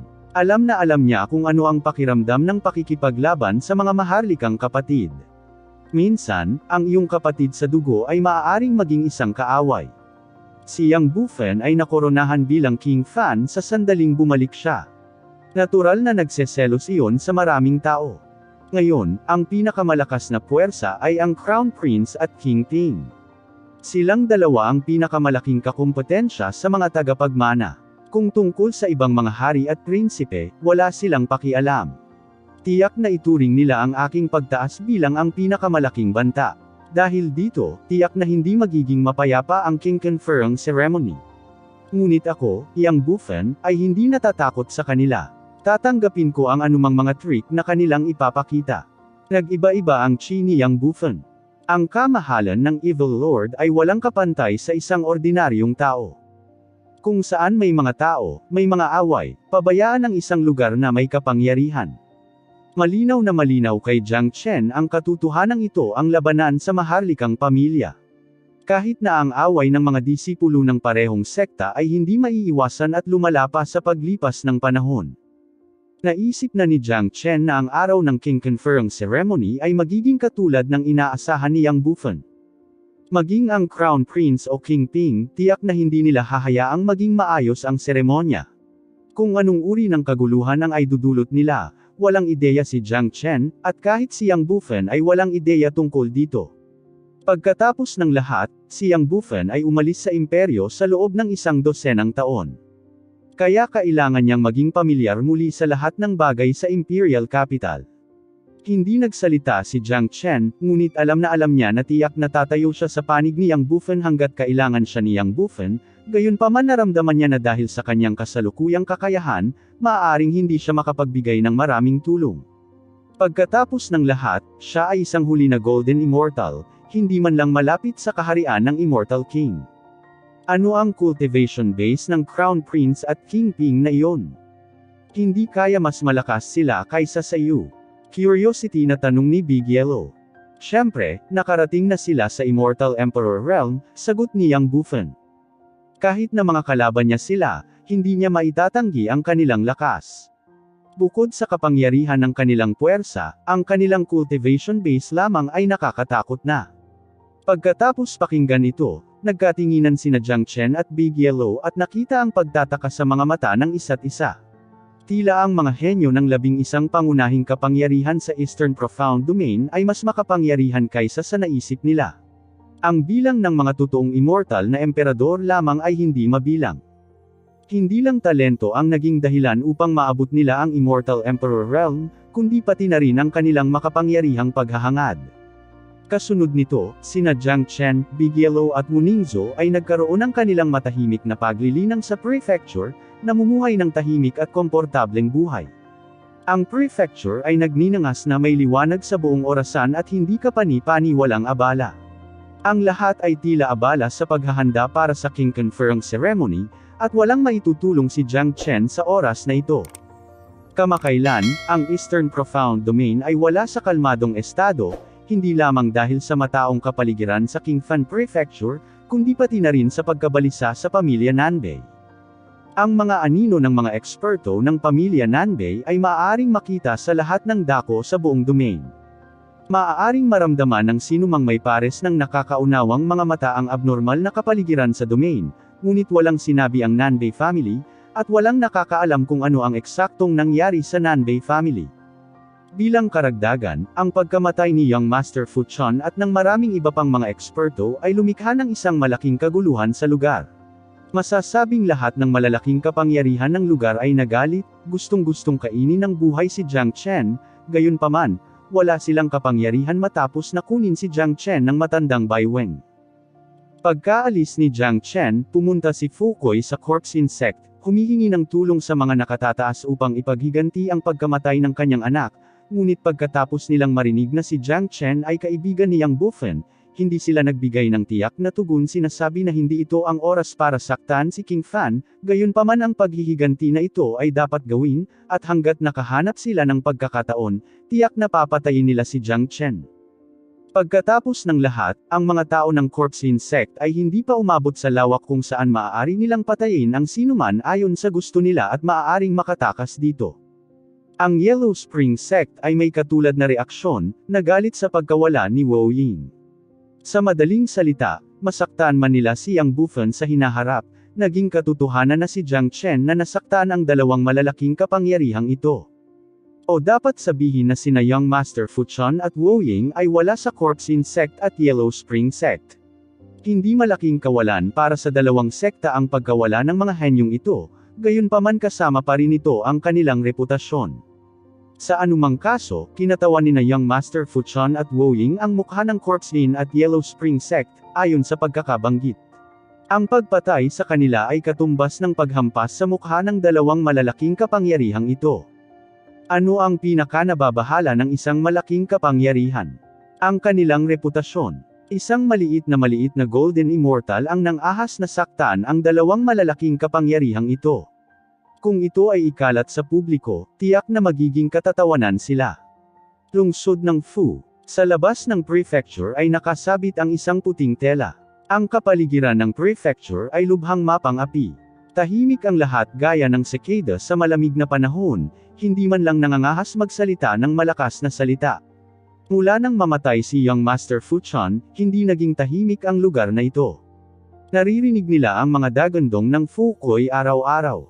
Sa kasalukuyan, sa pangunahing bulwagan ng prefecture ay nakatayo ang isang kabataang nakasuot ng berdeng may galit na mukha. Ang nakatayo sa tapat niya ay si Fu Kui na ang mga mata ay puno pa rin ng pulang ilaw at hindi pa nakakalma mula sa kanyang galit. Ang pagpapabi kay Jiang Chen na mabuhay sa araw na iyon ay naging isa sa kanyang pinakamalaking pagsisisi. Ang mas pinagsisisihan niya ay hindi siya nakarating ng maaga. Kung siya ang nasa eksena kanina, hindi sana namatay ang anak niya. Siyempre, hindi niya alam na kapag determinado si Jiang Chen na patayin si Fu Chun, mamamatay pa rin ang kanyang anak kahit na makarating siya doon sa tamang oras. Pare, dapat kunin ang paghihiganti ng pangalawang kapatid. Paano kung isa siya sa mga tao ni King Fan? Ang Divine Line Sect ay hindi natatakot sa kanila. Galit na nagsalita ang binata na nakasuot ng berde. Siya talaga ang panganay na anak ni Fu Kui, si Fu Wei, isang henyo ng Divine Line Sect, na may cultivation base na mas nakakatakot kaysa sa Fu Chun. Naabot na niya ang yumaong Immortal King Realm sa murang edad. Ang nasabing cultivation base ay nakakuha sa kanya ng isang tiyak na status kahit na sa Divine Line Sect, at aalagaan siya ng sekta. Ang mga henyo na may pinakamaraming potensyal sa paglusot sa kaharian ng Immortal Emperor ay kumakatawan sa pag-asa ng bawat pangunahing kapangyarihan. Matapos malaman ni Fu Kui na wala ng pag-asa sa Corpse Insect, ipinatawag niya pabalik ang kanyang panganay na anak. Matapos mabalitaan ni Fu Wei na pinatay ang kanyang kapatid, natural na galit siya sa sukdulan. Wei, gaya nga ng sinabi mo, dapat itong paghihiganti. Hindi tayo makakaasa ngayon sa corpse insect. Hindi nila sasaktan ang kilalang King Fan para lang sa isang patay na tao pansamantala. Kaya't maaari lamang tayong umasa sa ating sarili upang magkaroon ng paghihiganti na ito, sabi ni Fu Koi. Huwag kang mag-alala, Dad. Ipaubaya sa akin ang bagay. Papatayin ko siya para ipaghiganti ang pagkamatay ng kapatid ko. Pumutok ang mga kamao ni Fu Wei. Punong-puno na siya ng galit na wala na siyang ibang mapaglalabasan. Nadama niya na kung makaharap niya si Jiang Chen ngayon, tiyak na hindi siya magdadalawang isip na pira-piraso si Jiang Chen. Wei, anong mga paraan mo? Ang batang iyon ay nagtatago ngayon sa King Fan's Prefecture. Kahit na ikaw ay isang disipulo ng Divine Line Sect, hindi ka pa rin magkakaroon ng pagkakataong umatake. Sabi ni Fu Koi, nagulat pa rin na may koneksyon si Jiang Chen kay King Fan. Dad, makalipas ang ilang araw ay ang King Conferring Ceremony ng King Fan. Ito ang magiging pagkakataon ko. Kasama ang Crown Prince at King Ping, tiyak na hindi matutuloy ang seremonya. Maganda ang relasyon ko kay King Ping. Sa oras na iyon, susundan ko si King Ping sa prefecture ng King Fan. Hanggat lumitaw ang Jiang Chen na iyon, hahanap ako ng paraan para mawala siya, sabi ni Fu Koi. Pinag-isipan na niya ito ng mabuti. Ito ang tanging paraan para makalapit siya kay Jiang Chen. Naniniwala siya na hanggat sinusundan niya si Haring Ping sa prefecture, magkakaroon siya ng pagkakataong patayin si Jiang Chen. Sige, Wei, ipapaubaya ko sa iyo ang paghihiganti ng iyong kapatid, ngunit hindi ka dapat maging pabaya. Hindi mo dapat maliitin ang Jiang Chen na iyon. Siya ang pinaka-nakakatakot na henyo na nakita ko. Bagamat siya ay nasa huling bahagi lamang ng Golden Immortal, mayroon siyang lakas na pumatay ng isang Intermediate Immortal King. Ang pagmamaliit sa ganoong uri ng tao ay haantong lamang sa kamatayan, tulad ng iyong kapatid, babala ni Fu Koi. Nasaksihan niya ang lakas ni Jiang Chen. Bagamat kinasusuklaman niya si Jiang Chen sa kanyang kaibuturan, hindi niya maitatanggi ang katotohanan na si Jiang Chen talaga ang pinaka-nakakatakot na henyo na nakilala niya. Huwag kang mag-alala, tatay. Siya ay isang maliit na Golden Immortal. Gaano ba talaga siya kalakas? Wala talaga akong ideya sa ginawa ni Fu Tian. Paano siya mamamatay sa kamay ng isang Golden Immortal? Dahil sa aking kakayahan, kung makatagpo ko ang Jiang Chen na iyon, tiyak na matatalo ko siya hanggang sa humingi siya ng awa sa akin. Kumpiyansa na sabi ni Fu Wei, na hindi inilalagay si Jiang Chen sa kanyang mga mata. Pagkatapos niyang magsalita ay umalis na siya. Makalipas ang ilang araw ay ang seremonya ng pagbibigay ng hari. Kailangan niyang bumisita kay King Ping sa sandaling ito. Matapos mawala si Fu Wei, niniting ni Fu Koi ang kanyang mga kilay. For some reason, masama ang kutob niya dito. Sa totoo lang, nalikha ang pakiramdam na ito ng minamaliit ng kanyang anak na si Fu Wei si Jiang Chen. Nakita na niya si Jiang Chen dati. Hindi dapat minamaliit ang isang tulad niya. Gayunpaman, ang bagay na umaliw sa kanyang pagkabalisa ay ang lakas ni Fu Wei. Naniniwala siya na sa cultivation base ng yumaong Immortal King ng kanyang anak, hindi magiging problema ang pagpatay kay Jiang Chen. Pagkatapos ng lahat, ang pagkakaiba sa pagitan ng isang late Golden Immortal at late Immortal King ay masyadong malaki. Hindi siya naniniwala na may tao sa mundong ito na kayang tumalon sa napakaraming kaharian. Ilang araw na lang ang natitira bago ang Grand Ceremony. Para sa mga walang kamatayang magsasaka, ang ilang araw ay masyadong maikli. Dumaan ito sa ilang iglap. Ngayon ang araw ng King Conferring Ceremony. Iyon ang malaking araw para kay Yang Bufen, at para din sa buong Imperial Capital. Ang pagbibigay ng titulo ng hari sa sinumang prinsipe ay isang pangunahing kaganapan sa Great Shen Empire dahil mayroon nitong tiyak na simbolikong kahalagahan sa imperyo. Sa 11 malalaking kapangyarihan sa Eastern Profound Domain, sa tuwing ang isang henyong disipulo ng isang partikular na sekta ay sumulong sa kaharian ng Immortal Emperor, ang partikular na sektang iyon ay magsasagawa ng isang engranding seremonya upang ipahayag ito sa mundo. Ito ay karangalan, isang pinakamahalagang karangalan. Bagamat hindi pa umasenso si Yang Bufen sa kaharian ng Immortal Emperor, Ang makoronahan bilang hari ay nagproyekto ng parehong antas ng karangalan. Sa katunayan, ito rin ang dahilan kung bakit napukaw ni Yang Bufan ang paninibugho ng marami. Maging ito ay si King Ping o ang Crown Prince, o ang iba pang mga batang prinsipe, bawat isa sa kanila ay binigyan lamang ng titulo ng hari sa sandaling sila ay sumulong sa Immortal Emperor realm. Ang Grand Ceremony of Immortal Emperor at King Conferring Ceremony ay dapat isagawa ng sabay-sabay. Sa madaling salita, isang Immortal Emperor lamang ang karapat-dapat na makoronahan bilang hari sa Great Shen Empire. Ito ang threshold, ngunit tila hindi ito naaangkop kay Yang Bufan. Dahil dito, napukaw nito ang kawalang kasiyahan ng iba. Napakalaki ng King Fan Prefecture. May malaking parisukat sa gitna na kasalukuyang pinalamutian ng mga pulang parol, seda at brocade.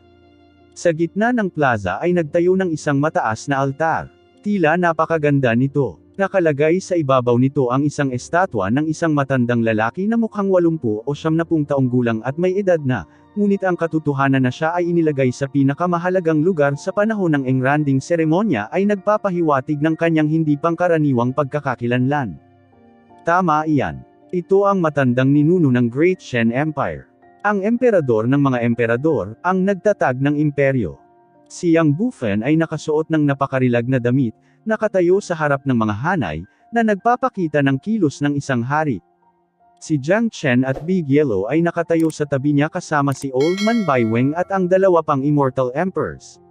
Nakatayo sa likuran niya ang iba pang mga nakatataas. Napakatahimik ng eksena. Kuya, iyan ang lumang ninuno ng dakilang imperyo ng Chen na kahit ako ay hindi pa nakikita noon. Ang aking ama ay hindi dadalo sa seremonyang ito. Kapag dumating na ang imperial na utos ng aking ama, kailangan lang ninyong lahat na lumuhod sa harap ng matandang ninuno, sabi ni Yang Bufan. Isang estatwa na puno ng marangal at kahangahangang aura, isang lalaking lumikha ng napakalaking imperyo. Paanong hindi mabibigyan ng respeto ng isang tao ang gayong figure? Iniisip ko lang kung nariyan pa ba itong matandang ninuno. Napabuntong hininga si Jiang Chen. Ang lahat sa mundo ay sumasamba sa malakas, at si Jiang Chen ay hindi exception. Ang bawat tunay na powerhouse ay may isang bagay na dapat hanggan. Ang aking dakilang ninuno ay nagkaroon ng buhay ng kaluwalhatian at lumikha ng hindi mabilang na kadakilaan. Ang ating imperyo ay umiral ng matagal. Mayroong dalawang alingaw tungkol sa dakilang ninuno. May mga nagsabing patay na siya. Ang ilan ay nagsabi na siya ay napunta sa Immortal Heaven. Sa anumang kaso, ang dakilang ninuno ay isang alamat lamang sa buong Great Shen Empire. Ipinaliwanag ni Yang Bufan at naging solemn na tulad ng pagbanggit niya sa dakilang ninuno. Sa sandaling nawala ang mga salita ni Yang Bufan, isang ipoypo ang biglang lumitaw sa kalangitan, na pumukaw sa isang puyo ng tubig sa kalmadong kawalan. Pagkaraan ng ilang sandali, lumitaw ang isang matipunong nasa katanghaliang gulang na lalaki na tila 40 higit na taong gulang. Nakasuot siya ng berdeng robe na may hindi maipaliwanag na pattern. Sa sandaling lumitaw ang taong ito, naging solemn na ang buong eksena. Bagamat hindi sinasadya ng tao ang pagdidiin, marami pa rin ang nagsimulang pawisan. Wala ni isa sa kanila ang nakayanan ang hindi nakikitang aura na iyon. Napakalakas. Nagulat si Jiang Chen. Masyadong malakas ang nasa katanghaliang gulang na lalaking ito. Nakakita na siya ng isang Immortal Emperor dati si Fukoy, na isang maagang Immortal Emperor ngunit ang paghahambing sa kanya sa lalaking nasa katanghaliang gulang ay ginawa siyang parang isang maliit na mangkukulam sa presensya ng isang mahusay. Ang pagkakaiba ay hindi mailalarawan. Expert ng late Immortal Emperor. Hindi, dapat ay isa na siyang half-step Immortal Venerable Expert. Ang puwersa ng Great Shen Empire ay tunay na makapangyarihan, tulad ng sinumang tao mula sa imperyong ito ay maaaring maging isang kalahating hakbang na Immortal Venerable, sabi ni Big Yellow. Kahit na ang isang kalahating hakbang na Immortal Venerable ay hindi isang tunay na Immortal Venerable, ito ay higit na nalampasan ang Immortal Emperor realm. Ang makakita ng ganitong figure sa mga normal na araw ay kasing hirap maabot ang langit. Ngayon na ang makapangyarihang figure na ito ay lumitaw sa King Fan Prefecture, ipinakita lamang nito ang halaga ng kahalagahan ng Emperor na nakalakip kay Yang Bufan. Pagbati, guru ng Prefecture. Walang nang ahas na magpakita ng anumang kapabayaan. Sa pamumuno ni Yang Bufan, lahat ng nasa King Fan Prefecture ay yumuko ng malalim. Walang nang ahas na baliwalain ang makapangyarihang figurang ito. Pinamahalaan ni Yang Zhangqing ang Genius Prefecture sa Imperial Capital. Siya ay paborito ng emperador at may libu-libong tao sa ilalim niya. Kahit si Yang Bufan ay hindi naisip na si Yang Zhangqing ay personal na magpapakita. Masyadong mataas ang ganoong pagtrato, dahilan para ma-overwhelm siya ng hindi inaasahang pabor. Alam ng lahat sa Great Shen Empire ang pangalan ni Yang Zhangqing. Dati siyang general ng imperyo, at binigyan ng titulong Ever Victorious General. Ang mga merito na kanyang natamo ay hindi mabilang. Minsan, sa labanan laban sa Great Cloud Empire, naalis niya ang 1,000,000 tao sa isang araw, pinatay ang lahat ng nangungunang general ng kaaway. Dumating na ang Imperial Edict. Matatanggap ito ni Yang Bufan. Ipinagkaloob na ngayon ng emperador ang titulong King Fan kay Prinsipe Yang Bufan. Magsisimula na ngayon ang seremonya ng pagsamba sa dakilang ninuno. Binuksan ni Yang Zhangqing ang ginintuang scroll sa kanyang kamay at binasa ito ng malakas. Inayos ni Yang Bufan ang kanyang damit at tumalon sa altar sa itaas. Ang buong eksena ay hindi kapani-pani walang solemna. Lahat ay nagtaas ng ulo upang tumingin sa altar sa itaas na may pagkamangha. Matapos matanggap ang imperial na utos, pumunta si Yang Bufan sa harap ng rebulto na may time na ekspresyon sa kanyang mukha. Pagkatapos, lumuhad siya sa harap ng rebulto at ibinagsak ang ulo sa sahig ng 3 beses. Gaano man ka-proud ang mga anak ng Yang family of Great Shen Empire, hindi sila mangangahas na magkaroon ng kaunting kawalang galang at kapabayaan sa harap ng old ancestor. Maging ang emperador ay kailangang yumuko sa harap ng matandang ninuno kung darating siya ngayon. Napakasimple ng king conferring ceremony at halos walang komplikasyon sa proseso. Kailangan lang ng imperial na utos mula sa emperador at mga kautaw mula kay Yang Bufan para matapos ang seremonya.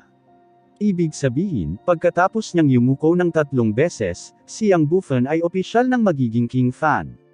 Mula noon, hahawak siya ng isang mahalagang posisyon sa imperyo. Bufan, hindi ako nagkamali sa kinabukasan mo noong taong iyon. Hindi mo ako binaygo. Sa lahat ng mga prinsipe, ikaw ay itinuturing na isa sa pinakabata at pinaka-promising. Ang desisyon mong umalis sa taong iyon ay hindi nakasira sa reputasyon ng Genius Prefecture. Ngayong nakoronahan ka na bilang hari, masaya ako para sa iyo. Ito ang regalo ko sa iyo. Sabi ni Yang Zhangqing sa tono ng papuri. Nadama ni Yang Bufan ang karangalan na purihin ng figurang ito. Alam na alam niya ang kakayahan at pag-uugali ni Yang Zhangqing. Sa buong Great Shen Empire, hindi marami ang maaaring makatanggap ng mga personal na papuri mula sa kanya. Dahil dito, ang papuri ni Yang Zhangqing ay isang napakarangal na bagay. Ang mga kamay ni Yang Zhangqing ay tila nagsagawa ng isang spell bago ang isang halamang gamot ay nagkatotoo sa kanyang kamay. Ito ay isang jade-like ginseng. Kulay creamy white ang buong katawan nito. Maaaring sabihin ng sinuman na ito ay hindi ordinaryong bagay. Ang Snow Jade King Ginseng. Master of Prefecture, ang reg along ito ay masyadong mahalaga. Paano ito matatanggap ni Bufan? Nagbago ang ekspresyon ni Yang Bufan. Ang Snow Jade King Ginseng ay mahirap at mahalaga. Ang gayong damo ay dapat na umabot na sa kagalang-galang na grado, na ginawa lamang itong isang pambihirang kayamanan. Ang katotohanan na kinuha ni Yang Zhangqing ang naturang item ay nagpakita kung gaano siya kahalaga kay Yang Bufan. Kahit isang tanga ay makakakita nito. Kahit na si Yang Bufan ay isang prinsipe at nakoronahan na bilang hari, hindi pa rin siya mangangahas na magkaroon ng kahit kaunting pagpapabeyo sa kanyang tono habang nakikipag-usap kay Yang Zhangqing. Kailangan pa niyang tawagin siya bilang Master of Prefecture. Ipinakita nito ang posisyon ni Yang Zhangqing sa buong imperyo. Diyos ko, iyan ang pambihirang Venerable Great Snow Jade King Ginseng. Ang gayong kayamanan ay lubhang kapaki-pakinabang kahit nasa Master of Prefecture. Hindi ko akalain na ibibigay niya ito kay King Fan. Hindi naiwasang mabigla si matandang Bai Weng. Masyadong mahalaga si Snow Jade King Ginseng. Tiyak na magbibigay ito ng hindi maisip na mga benepisyo kay King Fan. Sa kasalukuyan, si King Fan ay sumulong na sa kalahating hakbang na Immortal Emperor Realm. Pagkalipas ng isang yugto ng panahon, sa sandaling maabot ng kanyang cultivation base ang rurok ng half-step Immortal Emperor Realm, magagamit niya ang herb na ito para itulak ang kanyang grade sa totoong Immortal Emperor realm. Napakabait talaga ng Master of Prefecture. Sa lahat ng mga henyo sa Genius Prefecture, si King Fan ang unang nakatanggap ng ganoong pagtrato. Kahit si Yang Zhangqing ay may mataas na opinyon kay King Fan, si King Fan ay tiyak na magkakaroon ng magagandang tagumpay sa hinaharap. Kaya dapat nating sundin si King Fan at tulungan siya sa pagkamit ng magagandang bagay. Ang lahat ng nakatataas sa King Fan Prefecture ay nagsiwalat ng hitsura ng kasiyahan. Bukod sa kahalagahan ng Snow Jade King Ginseng, kinakatawan din ito ang bigat na ibinigay ni Yang Zhangqing sa bagay na ito. Dapat malaman ng isang tao na ang Crown Prince at King Ping ay nagmula rin sa Genius Prefecture, ngunit kahit na sila ay opisyal na nakoronahan bilang hari, si Yang Zhangqing ay hindi man lang nagbigay ng anumang mga regalo, lalo pa ang isang Snow Jade King Ginseng. Tungkol saan ang Genius Prefecture? Hindi maiwasang magtanong ni Big Yellow. Siya at si Jiang Chen ay walang kahit isang palatandaan tungkol sa Genius Prefecture o Master of Prefecture, ngunit maaari nilang isipin na ito ay dapat na isang napakahalagang unit sa Great Shen Empire. Parang hindi pa alam ni Kuya Jiang ang tungkol dito. Ang Genius Prefecture ay isang lugar na dalubhasa sa pag-aalaga ng mga henyo sa imperyo. Maraming marangal na pamilya sa palasyo, mga prinsipe, maharlikang apo at mga inapo ng mga dignitaryo, at mga natatanging henyo na pinili mula sa hindi mabilang na mga sekta sa imperyo ang ipapadala sa Genius Prefecture para sa pagsasanay. Sa madaling salita, ang Genius Prefecture ay ang nagtatagpo na lugar ng mga henyo. Parehong Crown Prince at King Ping ay mula rin sa Genius Prefecture. Ang King Fan ay nagmula rin sa Genius Prefecture. Sa makatuwid, maiisip ng sinuman ang taas ng katayuan ni Yang Zhangqing, ang taong kumokontrol sa Genius Prefecture. Paliwanag ni matandang Bai Weng. Matapos pakinggan ito, pareho silang naliwanagan. Ang kanilang paggalang kay Yang Zhangqing ay muling tumaas. Kasabay nito, interesado si Jiang Chen sa Genius Prefecture na ito. Dapat malaman ng isang tao na ang Great Shen Empire ay isa sa 11 malalaking kapangyarihan. Masyadong malaki ang saklaw ng impluwensya nito. Isinasantabi ang mga prinsipe at maharlikang inapo. Ang mga sekta sa imperyo ay hindi mabilang at bawat sekta ay naglilinang ng mga henyo para sa imperyo. Bawat taon, magkakaroon ng mga henyo sa pinakamataas na baitang napipiliin para alagaan sa Genius Prefecture. Kaya, ang paglalarawan sa lugar na ito bilang ang nagtatagpo na lugar ng mga henyo ay pinakaangkop. Ito ang pundasyon at mahalagang ugat ng imperyo. Kaya't ang katotohanan na ipinagkatiwala ng Emperor kay Yang Zhangqing ang walang katulad na mahalagang lugar na ito ay nagpapahiwatig hindi lamang ng tiwala ng emperador sa kanya, kundi pati na rin sa kakayahan ni Yang Zhangqing. Makikita ito sa kung gaano kagalang-galang si Haring Fan sa harap ni Yang Zhangqing. Kunin mo. Casual na itinapon ito ni Yang Zhangqing sa kamay ni Yang Bufen na parang basura, na nagpasakit sa puso ng lahat. Maingat na tinanggap ni Yang Bufen ang halamang gamot. Ito ay isang mahalagang halaman ng Venerable Grade na ituturing ng sinumang ordinaryong Immortal Venerable bilang kayamanan. Naantig si Yang Bufen. Kahit na si Yang Zhangqing ay tila ibinabato sa kanya ng kalahating puso ang ginseng, alam niya kung gaano kasakit ang nararamdaman ni Yang Zhangqing sa kanyang puso. Salamat, Master of Prefecture. Muling yumuko si Yang Bufen kay Yang Zhangqing, ngunit nang iangat niya ang kanyang ulo, si Yang Zhangqing ay wala na kahit saan. Ang King Conferring Ceremony ay ganito lang kasimple. Nagtapos ito ng ganoon lang, gayunpaman ang katotohanan ay nagsimula pa lamang ito. Dumating na si Crown Prince. Dumating na si King Ping. Dumating na si Haring Yun. Dumating na ang ika-9 na prinsipe. Dumating na ang ika-13 prinsipe. Dumating na si Young Master Taishi Fachao. Sa sandaling umalis si Yang Zhangqing, sumigaw ang mga gwardya mula sa labas. Pagkatapos, isang malaking pulutong ang nagsimulang lumapit sa plaza. Nang makita ito, hindi napigilan ni Yang Bufen na ipakita ang isang mahinang ngiti. Alam niya na ito ay darating sa lalong madaling panahon, at na hindi niya mapipigilan na mangyari ito. Sa katunayan, ang mga taong ito ay dumating na noon pa man, ngunit dahil si Yang Zhangqing ay nasa loob pa rin ng prefecture, naghintay na lamang sila sa labas dahil karamihan sa mga taong ito ay mula sa Genius Prefecture at walang sinuman sa kanila ang maglalakas loob na bastyusin si Yang Zhangqing. Maging ang Crown Prince ay kumilos na kasing banayad ng isang maliit na kuting sa harap ni Yang Zhangqing. Ngayong wala na si Yang Zhangqing, wala na silang dahilan para hindi pumasok sa layuning pumunta rito para batiin si King Fan. Sa madaling salita, kasi simula pa lang ng King Confirm ceremony.